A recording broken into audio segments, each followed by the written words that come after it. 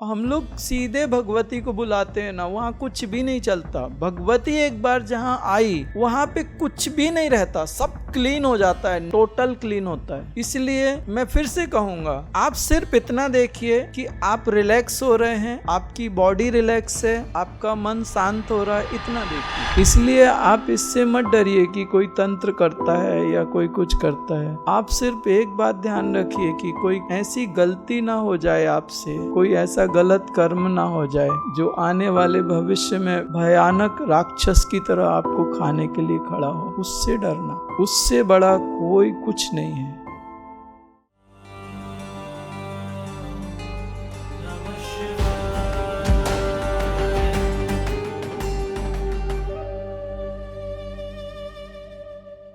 तंत्र में क्या होता है कि वो देखते हैं कि आप किससे जुड़े हो। अगर आप कोई पावरफुल से जुड़े हो तो वो तांत्रिक वहां से पीछे हट जाता है, वो फिर तंत्र नहीं करता। तंत्र में एक चीज होती है, बड़ी मछली छोटे मछली को खा जाती है। बड़े तांत्रिक होते हैं ना, उनके सामने ये लोग हाथ पैर नहीं हिलाते, चुपचाप पीछे हटते हैं। हम लोग सीधे भगवती को बुलाते हैं ना, वहाँ कुछ भी नहीं चलता। भगवती एक बार जहाँ आई वहाँ पे कुछ भी नहीं रहता, सब क्लीन हो जाता है, नीट क्लीन होता है, टोटल क्लीन होता है। इसलिए मैं फिर से कहूंगा, आप सिर्फ इतना देखिए कि आप रिलैक्स हो रहे हैं, आपकी बॉडी रिलैक्स है, आपका मन शांत हो रहा है, इतना देखिए। आप यही तो चाहते हो ना। अपने शरीर को अनुभव करिए, अपने मन को अनुभव करिए। तंत्र काटना कोई बड़ी बात नहीं है, ये सारी चीजें बहुत आसान है। सबसे बड़ा है कि जो कर्म हम अपने पास्ट लाइफ में करके आए हैं, उसको काटने में हम लोगों की एड़ी चोटी लग जाती है। मैं आपको क्या बताऊं, वो कर्म, उससे बड़ा राक्षस कोई नहीं है। कभी कभी जब वो कर्म आते हैं, वो अक्षय कर्म आते हैं, तो हम लोगों की हालत खराब हो जाती है। इतनी शक्तियां, प्रचंड शक्तियां होने के बाद वो कर्म टूटता नहीं है। भगवान कृष्ण ने उसी कर्म के लिए गीता लिखी, कर्मण्येवाधिकारस्ते।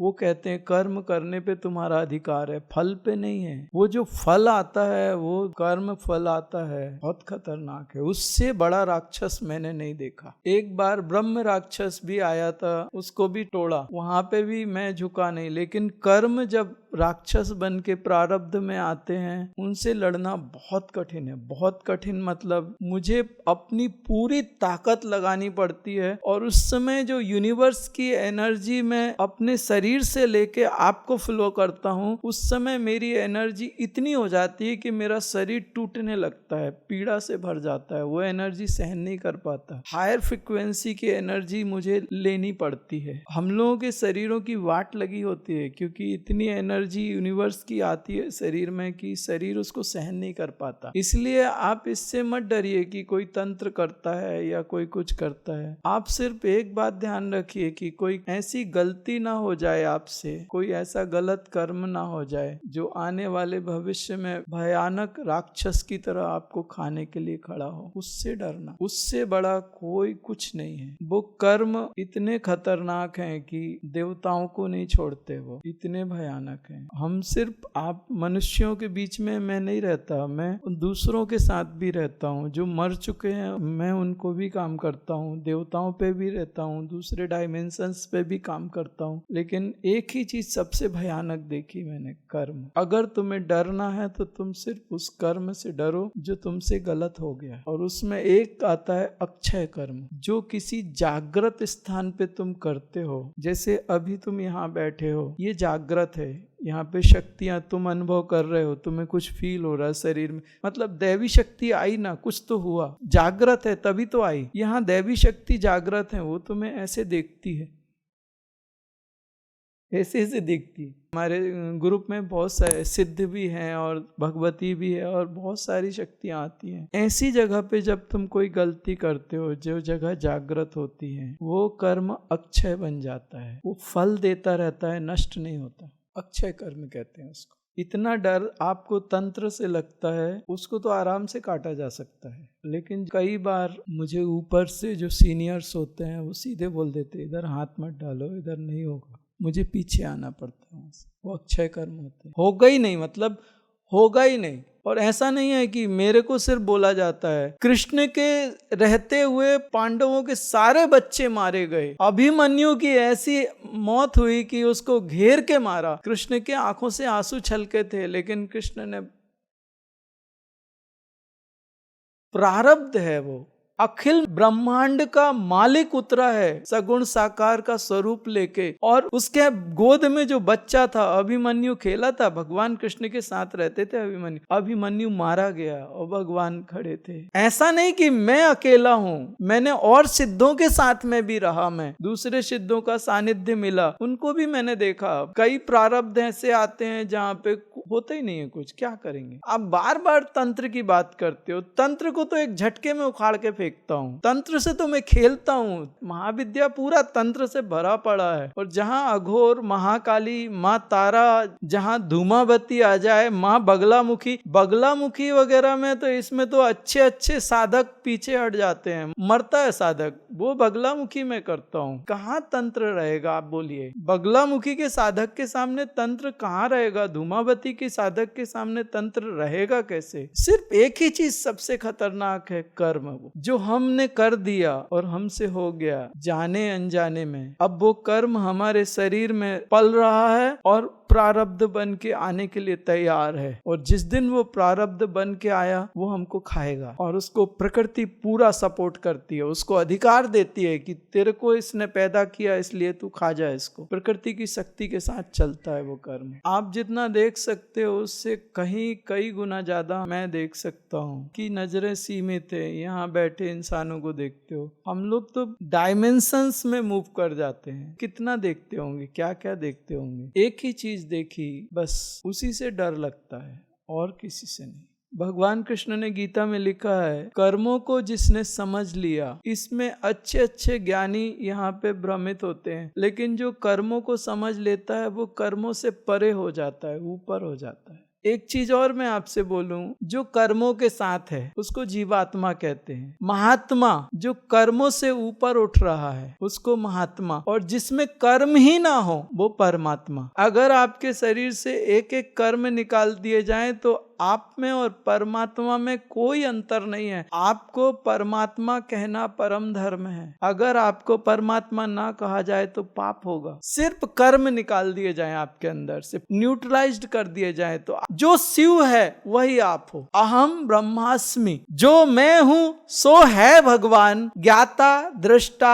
आत्म राम। अहम ब्रह्मास्मि, सिर्फ कर्म फ्लश कर दिए जाएं बस। और इन कर्मों को फ्लश करने के लिए जन्मों जन्म लगते हैं, और इतनी बुरी तरह से जलना पड़ता है ना, तपस्या करके जंगलों में, मतलब शरीर मर जाए लेकिन कर्म नष्ट नहीं होते। फिर से कहता हूं, जंगल में था और पूरा शरीर, मतलब ऐसा पता नहीं 2 घंटे और जीऊंगा कि 2 दिन और जीऊंगा, बुरी तरह से शरीर पूरा खत्म हो चुका था। लगभग ऐसे बैठता था तो गिर जाता था, ऐसे बैठ नहीं सकता था। कीड़े मकोड़े चल रहे थे पूरे शरीर पे और पत्थरों पे पड़ा था। उस समय भी थोड़ा श्वास को पकड़ लेता था साधना करने के लिए कि चलो बैठ नहीं सकते तो श्वास को पकड़ लेता था। उस समय पित्त आता था, वॉमिट आती थी, श्वास को पकड़ा कि एनर्जी बढ़ती थी और वॉमिट आती थी पित्त की। खाना तो था ही नहीं इस पेट में, साधना भी नहीं कर सकता था और जंगल में पड़ा था और बस लास्ट था। ये पूरी पपड़ी बन गई थी और पूरी हड्डी आ गई थी, शरीर में शक्ति नहीं थी। तब भगवान से पूछा मैंने, मालिक से, गुरु भगवान से, भगवंता अब तो शरीर में भी शक्ति नहीं है, अब तो शरीर जाने वाला है। इतना तप किया कि शरीर जल गया लेकिन ये कर्म नष्ट नहीं हुए मालिक। और कैसे कोई तप करेगा, और तप की क्या डेफिनेशन है, और क्या कर लेगा कोई। सारा अपना परिवार छोड़ के, दोस्त, जंगल, गहरे वाइल्ड लाइन एरिया में जा गया मैं, पूरे जंगली जानवर आसपास घूम रहे हैं, वहां पत्थरों पे पड़ा हूँ, ऊपर से कीड़े मकोड़े चल रहे हैं। उस साधना करते करते इस स्थिति में आ गया कि अब पता नहीं कि 2 घंटे जियो कि 2 दिन जियो। वहां मैंने गुरु भगवान से पूछा था, भगवान शरीर तो जल गया लेकिन कर्म नहीं जले, और क्या तप होता होगा और कैसे तप होता होगा बताइए। और किसी प्रकार का कोई तप है क्या जो मुझसे छूट गया हो मालिक, तुम बताओ। तब भगवान ने कहा करते जा, पीछे पलट के मत देख, हिसाब किताब मत लगा, चलता जा। उससे खतरनाक चीज देखी नहीं मैंने कर्म से ज्यादा। राक्षसों के साथ, पूरे भूत प्रेत पिशाच सब मेरे साथ, सब चलता है, कोई दिक्कत नहीं, बिंदास रहता हूँ। उनके साथ भी आराम से जैसे आपसे बात करता हूँ वैसे उनसे बात करता हूँ, कोई टेंशन नहीं, पूरा चलता है। अभी तो ये इनके साथ में पूरे बिल्कुल वही रहते हैं, शिव जी के गण कैसे रहते हैं ना, तो उनके साथ उनसे कोई काम वाम लेना रहता है तो बिल्कुल गजब, उनके साथ बिल्कुल मस्त रहता हूँ, कोई मतलब टेंशन ही नहीं। आप अगर उनको एक को देख लो तो आप जिंदगी भर आपकी धड़कने पता नहीं आपकी क्या हालत हो। एक इंसान जो इतनी विपरीत परिस्थितियों में भी इतने आराम से रहता है, वो कर्म को देख के वो कहता है कि ये भयानक है, तो समझो कि वो कितने भयानक होते होंगे। और आज मैं उन कर्मों से खेलता हूँ, मैं मानता हूँ, लेकिन उन्होंने मेरे साथ जन्मों जन्मों तक खेला ना, आज मैं उनको ऐसे उंगलियों पे नचाता हूँ। और मैं भी आपके जो शरीर में जो कर्म है, उन कर्मों के कारण ही तो प्रारब्ध आए हैं, जो आपकी तकलीफें या कुछ, उनके साथ खेल ही तो रहा हूँ मैं। जैसे कोई बच्चा खिलौने के साथ खेलता है वैसे ही खेल रहा हूँ मैं। इतने कॉन्फिडेंटली मैं आपसे बोलता हूँ ना कि आम बात को डिस्ट्रॉय करूंगा, तो उसके पीछे वो कर्म ही तो है। मैं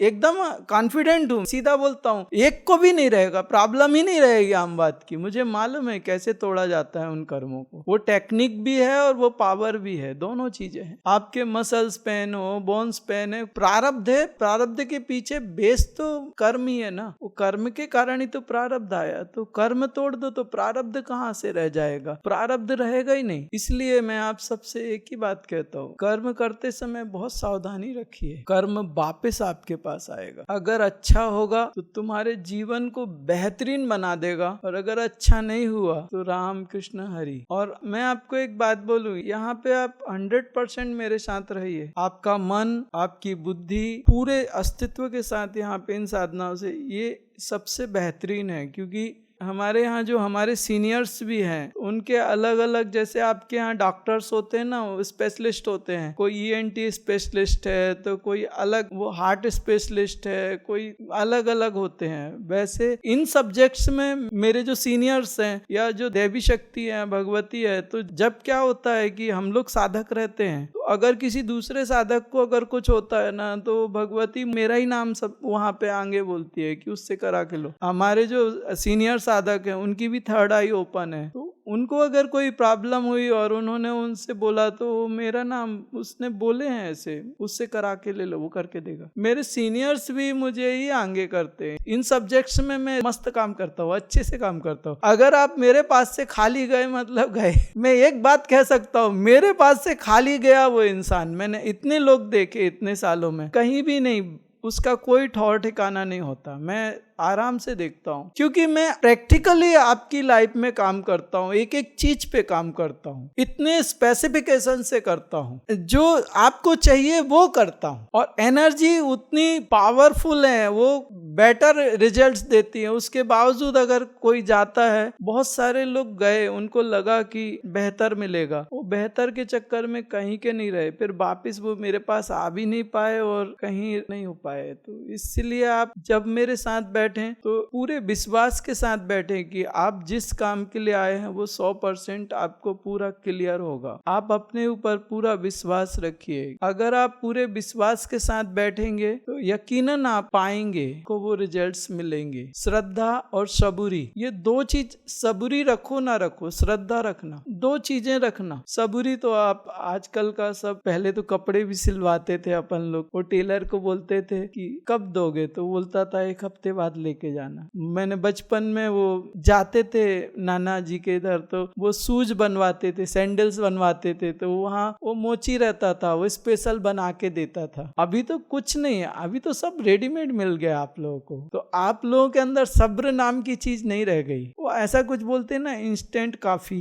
लाइफ ऐसी हो गई है, सब्र थोड़ा कठिन बात हो जाती है आप लोगों के साथ बात करूं। लेकिन श्रद्धा तो मैं बोलूंगा कि अगर आप अध्यात्म की ओर आए हो हो, अग्रसर हो रहे हो, तो श्रद्धा तो थोड़ी होनी चाहिए, नहीं तो एनर्जी रिफ्लेक्ट होके वापस आती है। अगर श्रद्धा नहीं है तो खाली जाओगे, कोई मतलब नहीं। यहां से मैं करके दूंगा, आश्रम से निकलेगी वो एनर्जी तुम्हें छोड़ के कहीं और निकलेगी। श्रद्धा रखना और ग्रेटिट्यूड की फीलिंग रखना। तुम जितना धन्यवाद करोगे उस एनर्जी को, वो उतना तुम्हारे अंदर सेट होती जाएगी भीतर, वापस नहीं जाएगी, क्योंकि उसने कृपा की है और वो कृपा तुम्हारे लिए तुम्हारे जीवन को बेहतर बना रही है, इसलिए उसको धन्यवाद करना मन ही मन। और अगर तुमने धन्यवाद किया तो वो एनर्जी इंक्रीज हो जाएगी। हमारे यहाँ पे धन्यवाद चलता है, प्रणाम चलता है, शिकायत नहीं चलती। जो जितना धन्यवाद करता है वो उतना ऊपर उठता है। ये चीजें थोड़ी सी आप अपने अंदर रखेंगे तो बेहतर रिजल्ट्स आएंगे। और मैं आपसे सच में कहता हूँ कि ये बेहतरीन एनर्जीज हैं। ये एनर्जीज मतलब कभी खाली नहीं आती। इनके बारे में मैं जानता हूँ कि एक बार एनर्जी फ्लो करी तो ये रिजल्ट्स लाएगी और लाएगी, पक्का लाएगी।